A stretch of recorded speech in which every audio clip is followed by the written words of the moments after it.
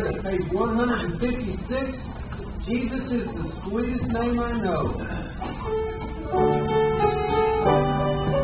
156. There have been days that I have loved to hear, but never has there been a day so dear to this heart of mine as the name of the precious, precious name of Jesus.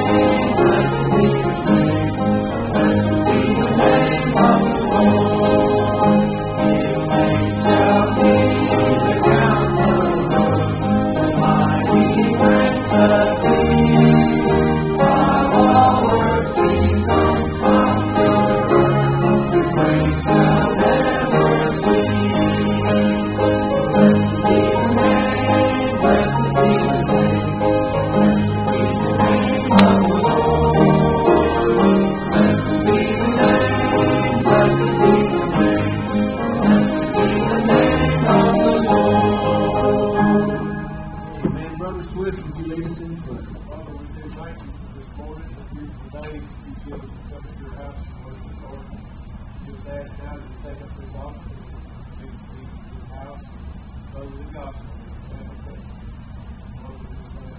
Brother Kyle is trying to take it down. Take the message to the home. So with us down to the down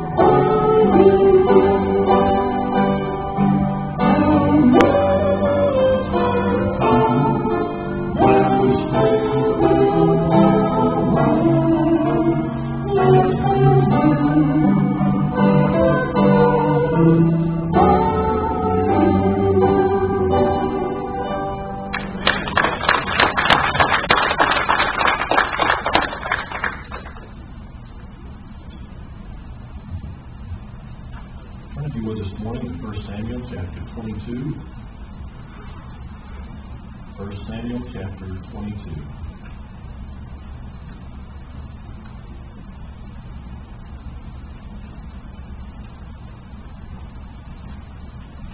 Let's go to the Lord in prayer.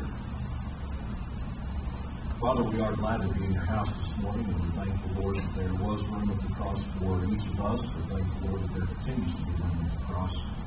And so the columns just send it out. Lord, I pray that if there's someone here this morning who has never made you their Savior and their Lord in life, I pray that today would be the day that they would do that. I pray, Lord, that you've used this message to speak to our hearts, and I pray these things in Jesus' name. Amen.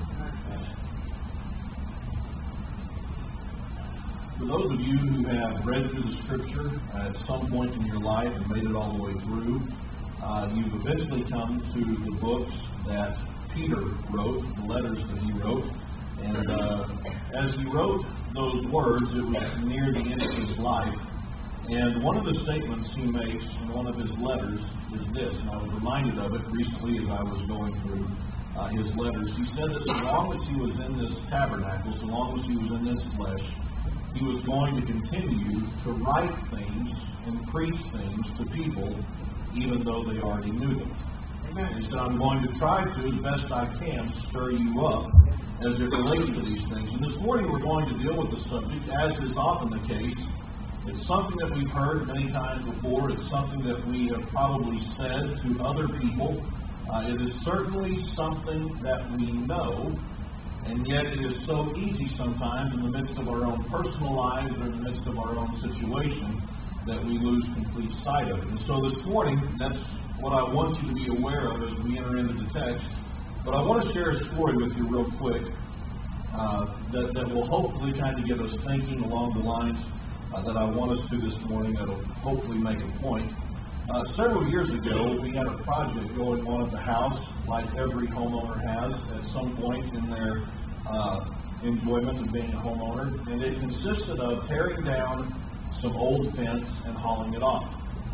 And as you might suspect, in tearing down a fence, there are boards and there are panels that would have nails in them.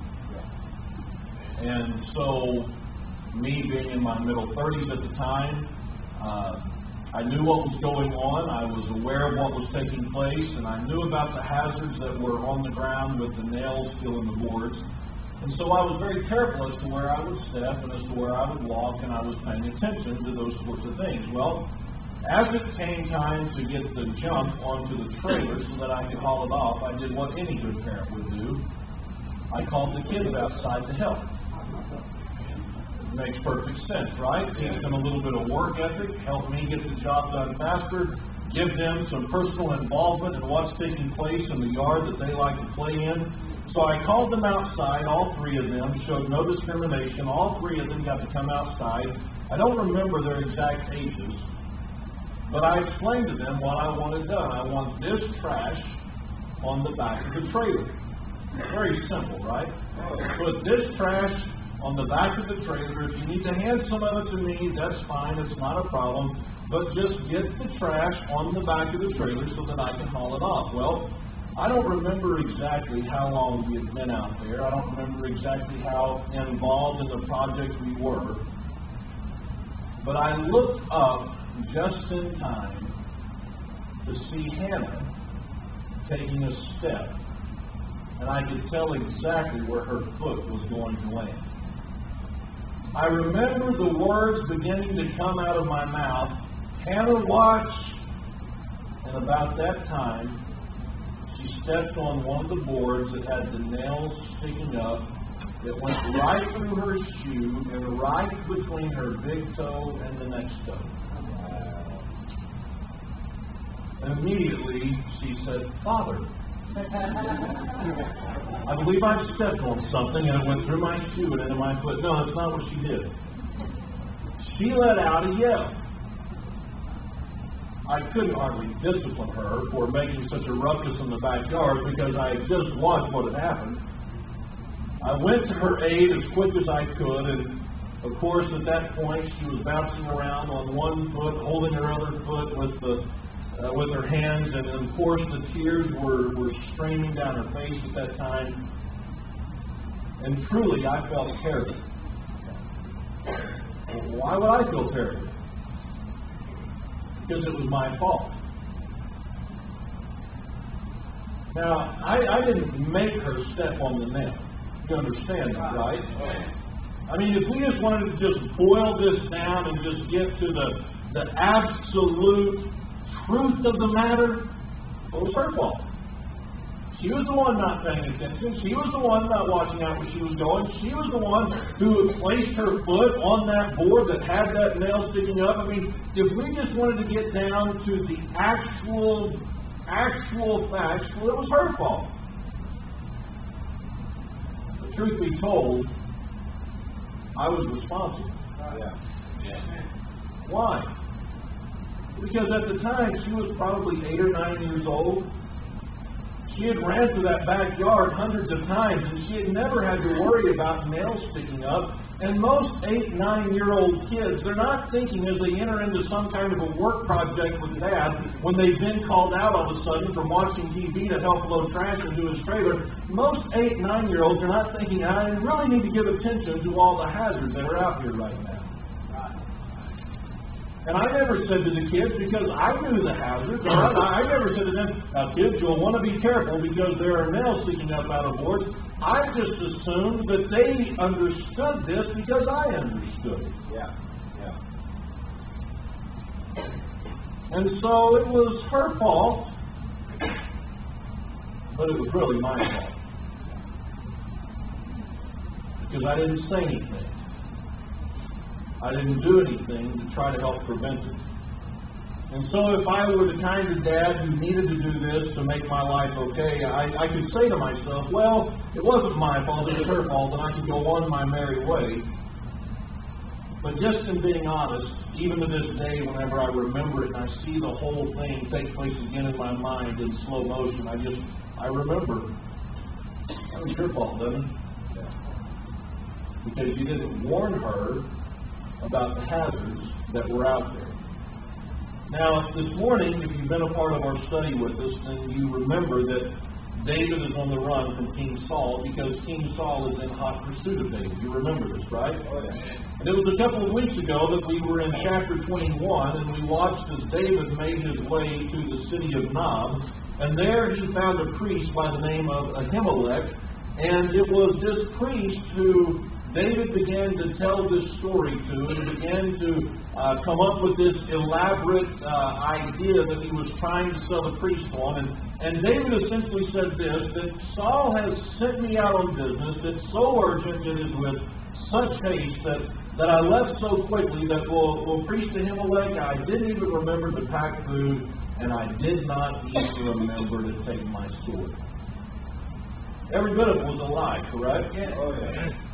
Was not one ounce of truth to David's story whatsoever, but with the story of David, he was able to convince Ahimelech that he was telling him the truth, that this is how the situation truly was. And so we remember that Ahimelech gave David what he could, even went so far as to give David the sword that had once belonged to Goliath, and David goes on his way. So last week we were in chapter 22, and we looked at the first 8 verses of the chapter. We watched as David is now in the land of Judah as he has continued his run for his life, and Saul learns about where David is located, and he begins to have this pity party, and he begins to accuse his men in verse number 8 of conspiring against him, and then he said, you didn't even show me that there was a league between David and my son, and Saul certainly should have known that already. And then he said, you don't even feel sorry for me.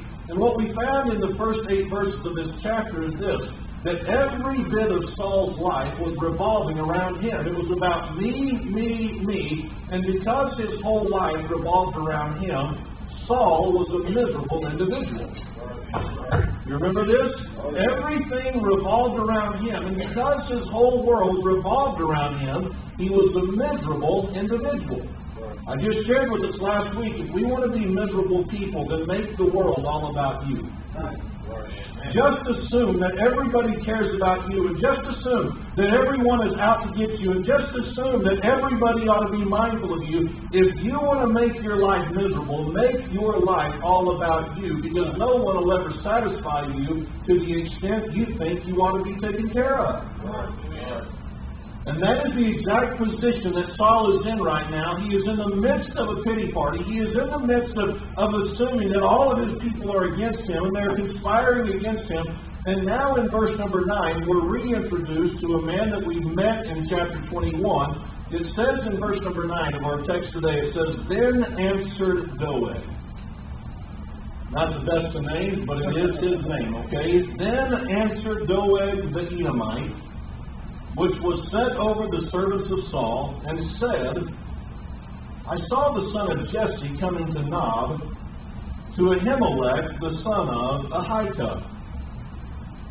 In the midst of Saul's pity party, we have this servant of David, or a servant of Saul's, who was over other servants, saying, Hey, listen, Saul, I remember seeing David come to the city of Nob, to the priest Ahimelech, the son of Ahitub. And notice in verse number 10 it says, "And he, that being Ahimelech, inquired of the Lord for him, and gave him victuals, and gave him the sword of Goliath the Philistine." Well, what does this mean? It means this, that Ahimelech went to prayer on behalf of David, and inquired of things of the Lord for David, gave him food for the journey, and then even gave him Goliath's sword. In verse number 11 it says, "Then the king sent to call Ahimelech the priest, the son of Ahitub, and all his father's house, the priests that were in Nob, and they came all of them to the king." So, upon hearing what Ahimelech has done, Saul orders him and calls for him to come to him. So in verse number 12, Saul, now speaking face to face to Ahimelech, says, "Hear now, thou son of Ahitub." And he answered, "Here I am, my lord." So it's like this in our vernacular. Saul would say something like this, "Hey, I want you to listen." And Ahimelech says, "I'm listening. What's up?"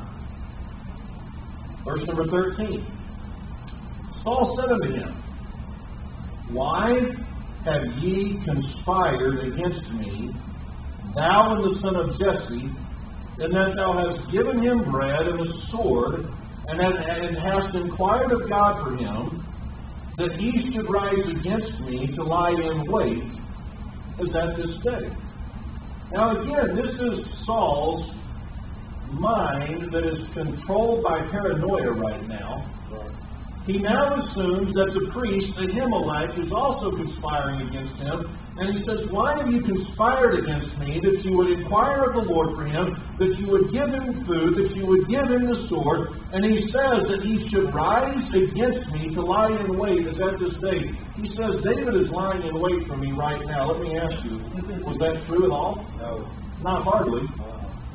David was running for his life. Now listen, this is very important that we see this, I believe, and I'll touch on this more in just a moment.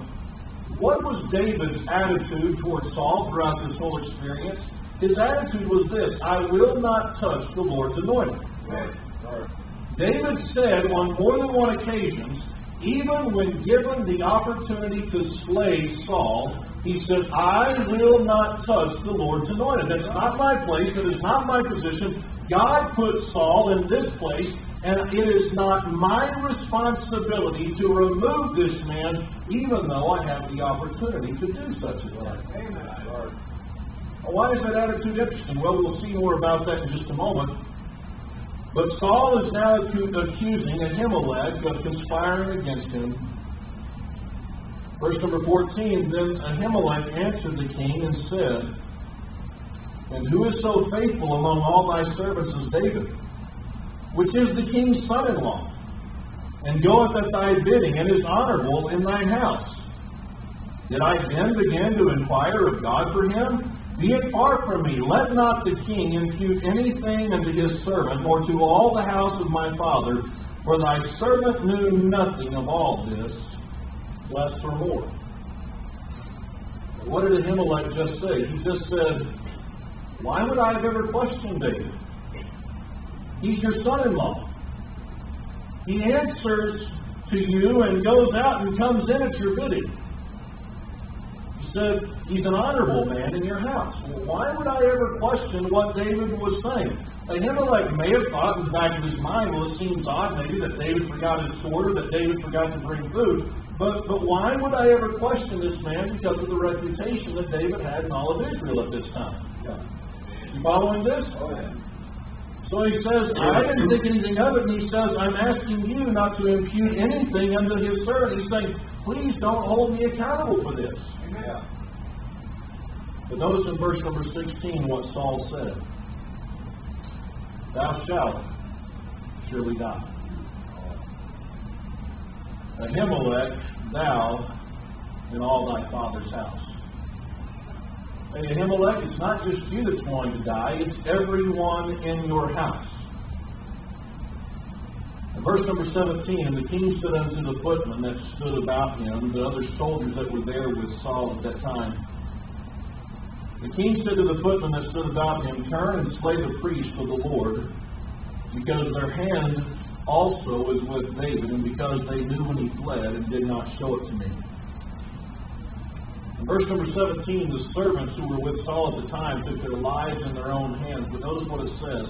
But the servants of the king would not put forth their hand to fall upon the priest of the Lord. Saul said, killed the priest because they knew when David departed and didn't bother telling me about it. And his servants, Saul's servants, said, we're not touching him.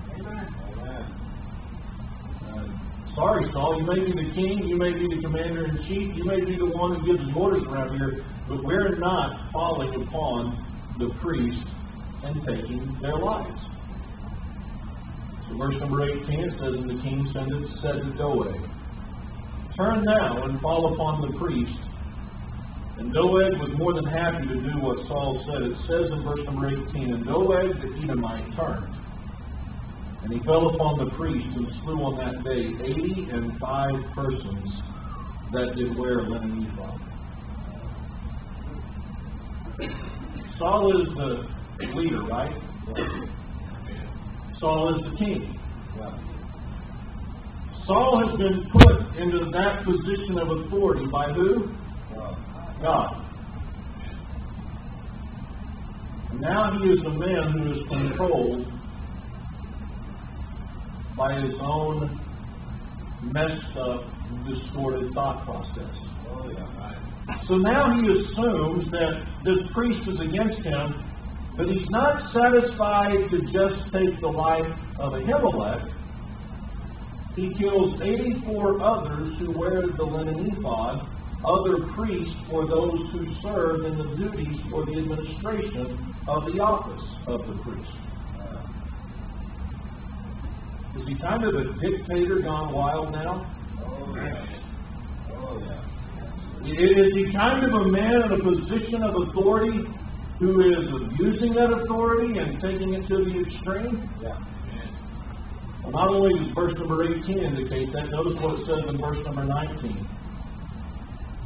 And Nob, the city of the priest, smote he with the edge of the sword, both men and women, children and sucklings, and oxen and asses and sheep, with the edge of the sword.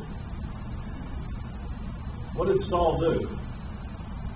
He wiped out an entire city because of the actions of Ahimelech. He didn't care if it was man or woman. He didn't care if it was old or young. He got the men, he got the women, he got the children, he got the livestock. He didn't care.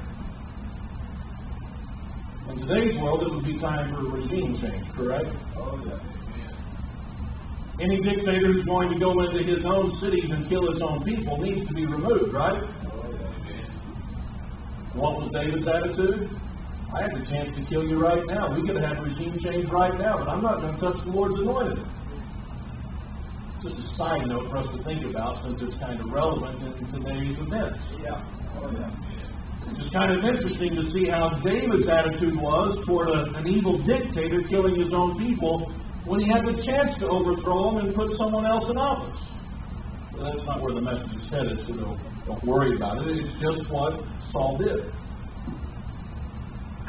Notice in verse number 20, it says, and one of the sons of Ahimelech, the son of Ahitub, named Abiathar, escaped and fled after David.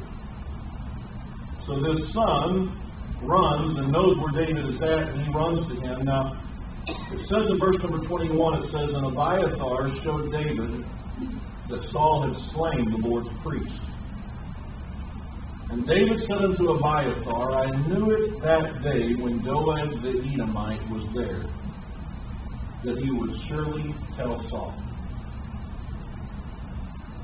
David said this, back whenever I was in Nob, and back when I was visiting with Ahimelech, I saw Doeg, and whenever I saw Doeg, I knew he would eventually tell Saul. I don't know exactly how all this happened. I don't know exactly what all flashed through David's mind. But I just kind of wonder if David remembered the lie that he told the king. Oh, yeah. I just kind of wonder that as the son of the priest is telling David everything that had just recently happened and how David, or how rather that Saul had killed all the priests, I wonder if David's mind immediately went back to that moment and he remembered, man, I told a lie. Started out by talking how I was on the king's business and I went in haste and all this happened and I forgot the food and I forgot my sword and yeah, the men have been kept from women these last 3 days. We're good. Just give us the food. Come on, let's go, let's go, let's go. I don't know exactly what all flashed through David's mind. But I like what David said next. He said, I have occasioned the death of all the persons of thy father's house. What does it mean when David says, I have occasioned the death of all the persons of thy father's house? It means this, I'm responsible. Yeah. Right. I'm responsible for the death of all the people in your father's house. Now, why is that an important statement for David to make? It's important for David to have made that comment because if he had lived in the 21st century, here's what would have happened. Somebody who cares about self-esteem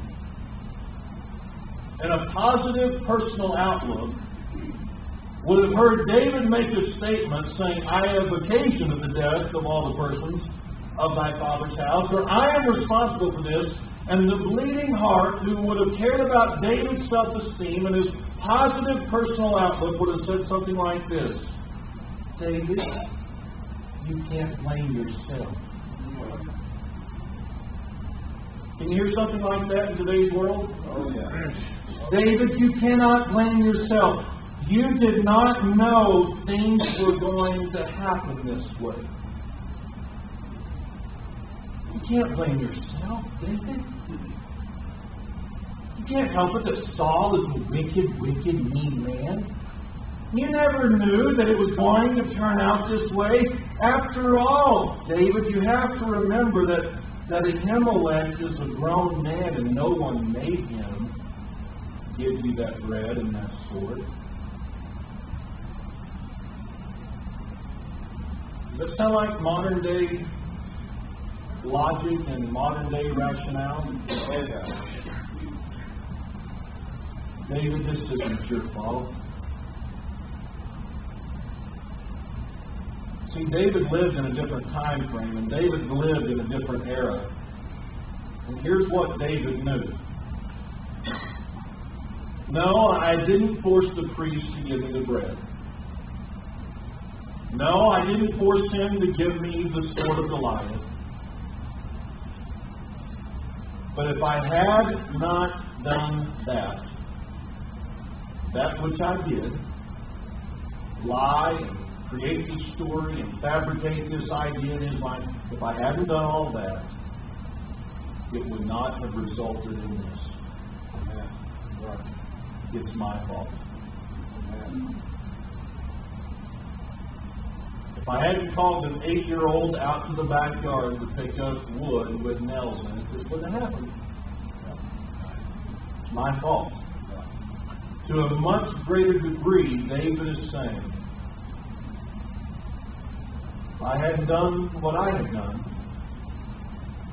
things would not have turned out the way that they did.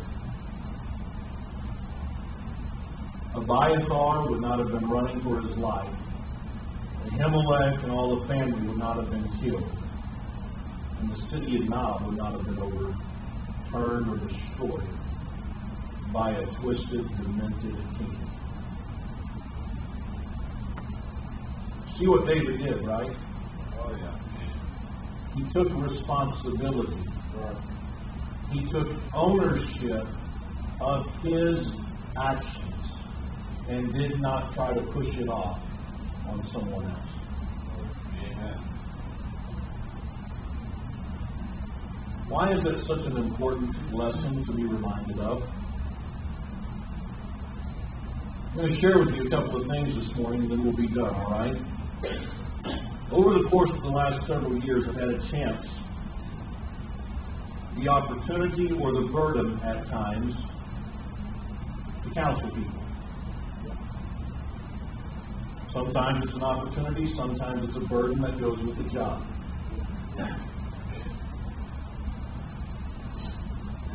Do you know what I've discovered over the last 13 years? No one ever comes seeking help because it's their fault.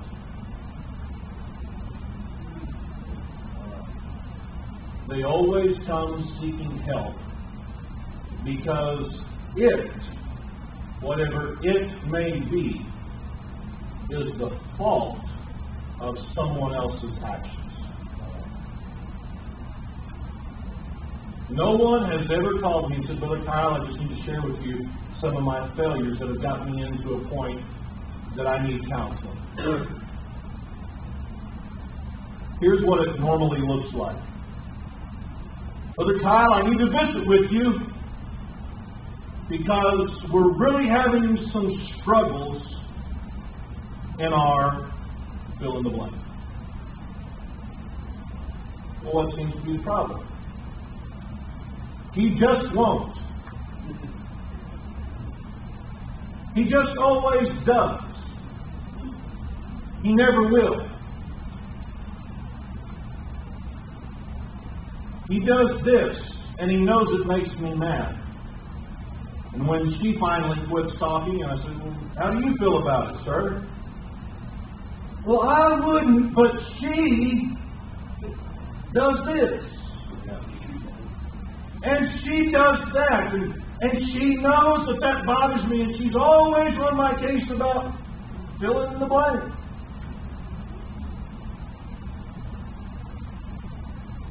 It's a two-way street.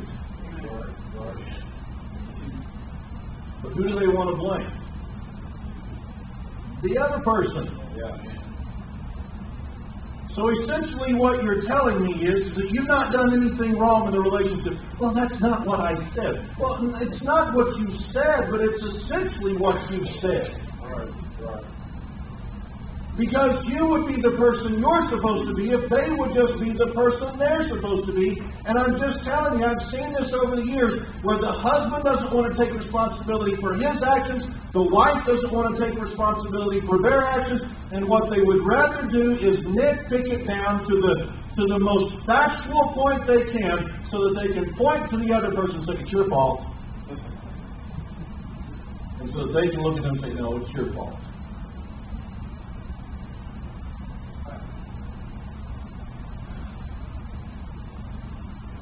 Brother Kyle, I need to visit with you about one of our kids.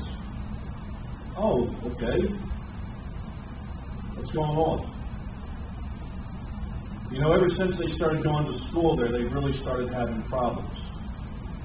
Oh, I know where this one's headed.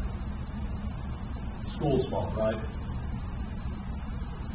Because when they went to school there, here's what happened. They got hooked up with the wrong kids.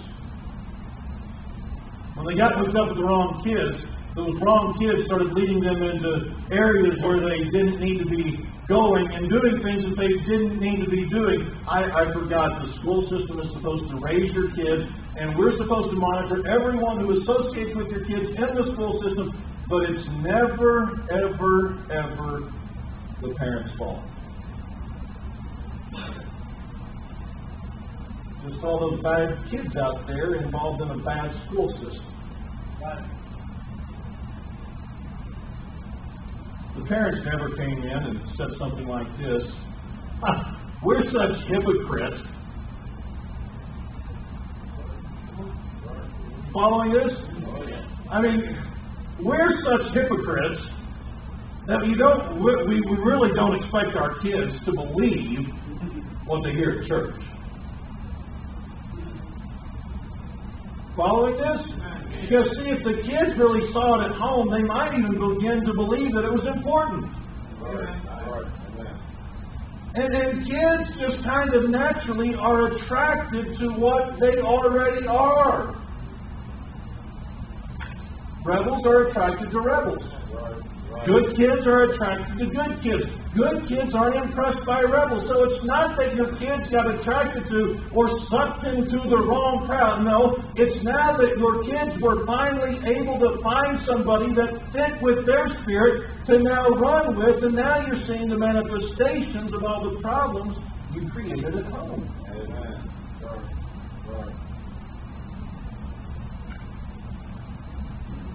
Parents don't ever walk into the office saying, "Would you tell me that again, please?" Because they don't want to take ownership.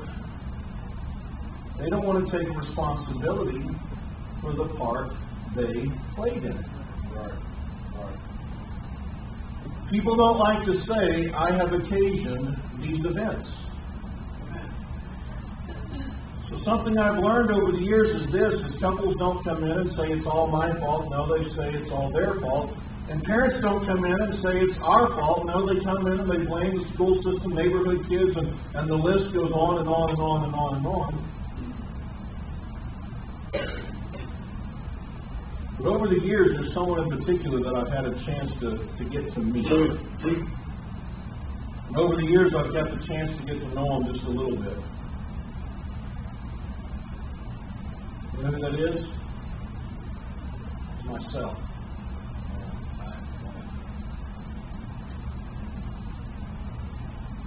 This past July, I got to celebrate my 39th year with me.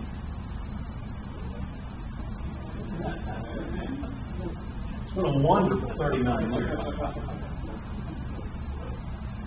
Now, just stay with me for a minute, okay? And if you can't see where this personally applies, let me just go ahead and spell it out. Think about yourself. However old you are, that's about how long y'all have been hanging out with each other. Okay?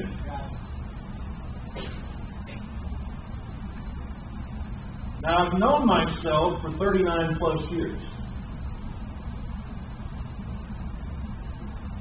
But I hadn't really made the effort to know myself until the last several years. Is this, hello, are the wheels turning? Oh, yeah.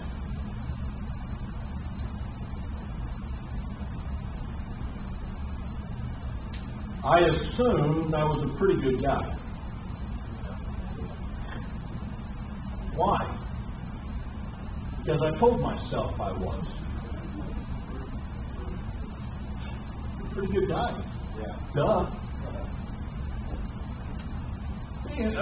Can we be honest? We're looking in front of the mirror. We don't see perfection from the physical standpoint, but we're looking at pretty good people. Yeah. I'm a pretty good guy. I'm a pretty good lady. I work pretty hard. I provide for my family. All these other things. I'm a pretty good person. And you know what? For X number of years, you thought that you're a pretty good person. Yeah. Why did you think that? Because you're like everyone else. You like to tell yourself that because it's a whole lot more fun to say you're a pretty good person than to tell yourself you're not a good person. Because we bought into this whole self-esteem mumbo-jumbo goofiness that our society has pushed down our throat. So we look in the mirror and say, yeah, we're pretty good people. And the message is preached, and we say, hey, I'm a pretty good person, and yeah, that one doesn't get me, and that one didn't affect my family. Yeah, I'm a pretty good person. And you know what that results in over the years? It results in people who don't want to take responsibility for anything that ever goes wrong in their life. We don't want to ever come to a place in our life because we've told ourselves so many times that we're good people that we would actually say to someone else, I have occasioned this event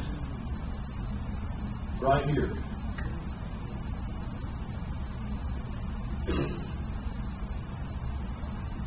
Over the last 18 years, Susie and I have gotten into arguments. And you know who's been the bulk of the problem? Up until a few years ago, it was her. Why? Because every time I looked in the mirror, I knew it wasn't me.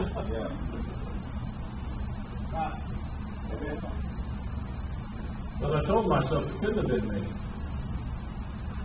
I'm working too hard and I'm taking too good a care of the family for it to be my fault.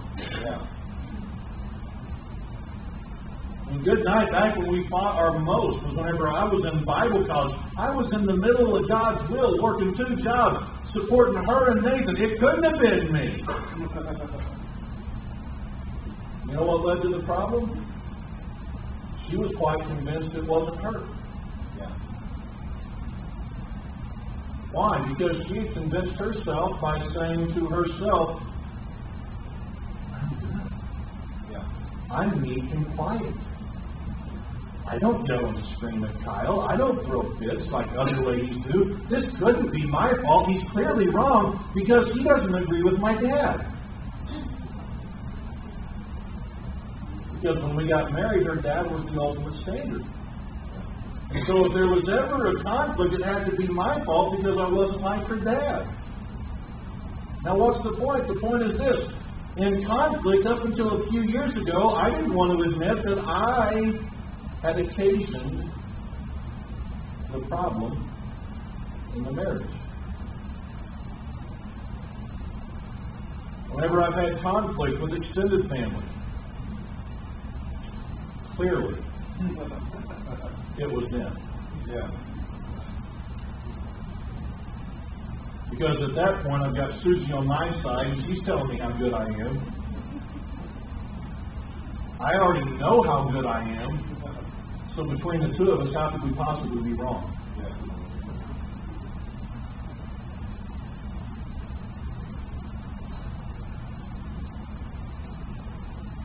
Over the years, up until a few years ago, when there was any conflict between me and a church member, whose fault do you think it was? It was not the man of God. Because I preach 3 times a week, and I study the Word, and I make visits, and I do God's stuff.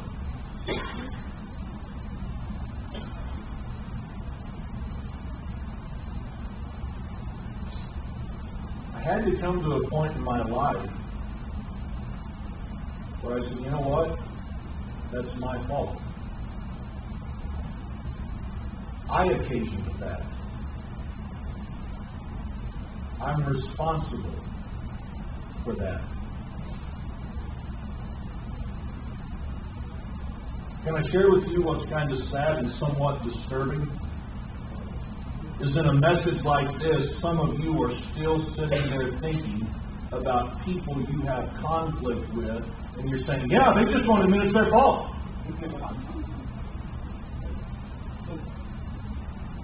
Because if they would just admit it was their fault, they'd finally come around to the fact that I'm right and they're wrong, and then this whole conflict would be resolved. Did I get some of you there? Because see, you're still sitting here right now this morning convinced that you didn't do anything wrong. How could I have done anything wrong? I'm so meek. I'm so quiet. I'm just telling them what the Bible says. I'm just the one just telling them that this is how it's going to be. I couldn't have done anything wrong, really. couldn't have said it in a better tone? You couldn't have said it at a more appropriate time? You have to say everything that crosses your mind in order to be right with God? Really?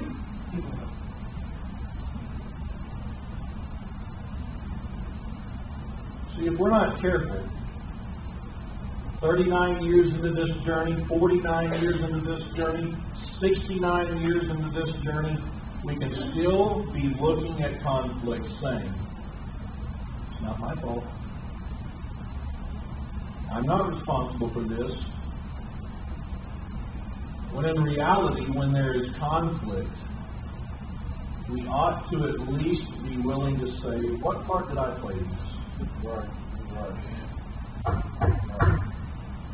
What part did I play in this? And then, if we played a part in the conflict, we ought to be willing and honest enough to say, I'm responsible for that. I may not be responsible for that, but for this, I am responsible for. And for this, I am wrong, and for this, I need to make things right. Amen. It has not been pleasant, but as I have said in messages past over the years, there have been people that I've had to go to privately and said things like this, I want you to know I was wrong. Oh, yeah. I thought I was completely right in the midst of the situation, in the midst of the moment. I thought I was completely right, but looking back on it now, I realize, man, I was wrong, and I totally missed the mark, and I want you to know I'm sorry, and I ask you to forgive me. It's no fun to do, but it needs to be done because we need to take responsibility for our own actions and not worry about the actions of someone else. Amen. And it may be that this morning there's some conflict in your life, there's someone, somewhere, that things are not exactly what they're supposed to be. And it might just be that you need to look at this and say, okay, I'm not going to worry about what they did in the matter. I'm going to ask myself, now what exactly did I do? And could I have handled this any differently? And could I have handled this any better? And if so, I'm going to take responsibility for that. And I'm going to do my best to amend those things, and I'm going to do my best to make it right. It doesn't mean that it'll fix everything. It doesn't mean that it'll patch everything over. That may not even be the design plan by God, but you can at least say this. I've taken responsibility. I've taken ownership of what I did wrong. I've tried to make things right, and from here we're moving on. David said, I'm responsible. How many times in life do we just step right up and say, I'm responsible, as opposed to the number of times we step up and say, you're responsible? We all know it, but we need to be stirred up and reminded. Take responsibility for your actions, and don't blame other people for what they've done. Let's all stand this morning and bow our heads for prayer. Father, I pray that you would remind us through this message, through this story in David's life, of the need for personal responsibility. Lord, if there's someone in here this morning who's going through a time of conflict or a time of strife with someone else, Lord, it's not to suggest that the other parties have not done some things wrong. That's not at all what I'm suggesting. But Lord, we do need to take a moment in our own life and just say, now what part did I play in this? What am I responsible for? I pray that you'd help us to be the men and women and young people that you have us to be. I ask these things in Jesus' name. Amen. As Lauren played, if you need to pray, please do.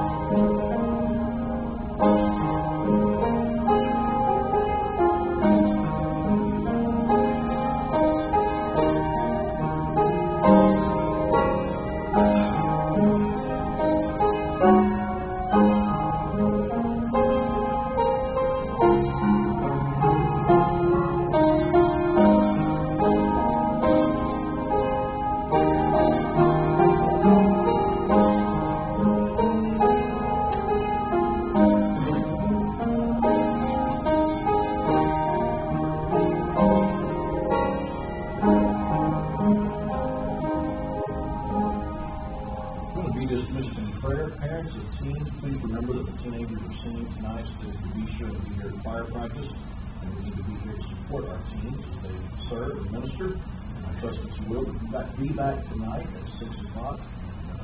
Be in Romans chapter 11. Okay? All right, let's go forward in prayer and be dismissed. Brother Darrell, if you would just.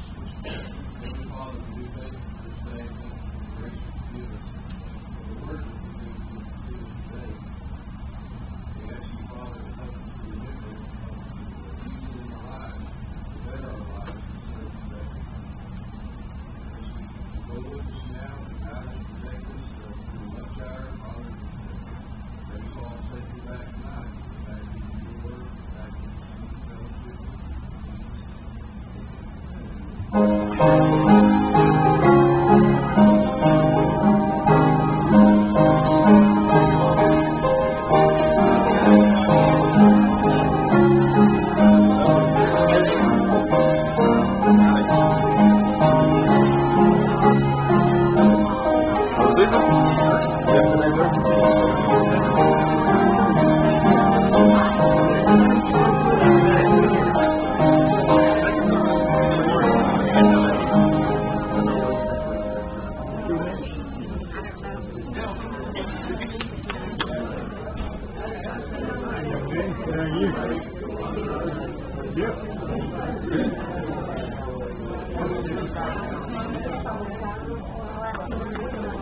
Well, when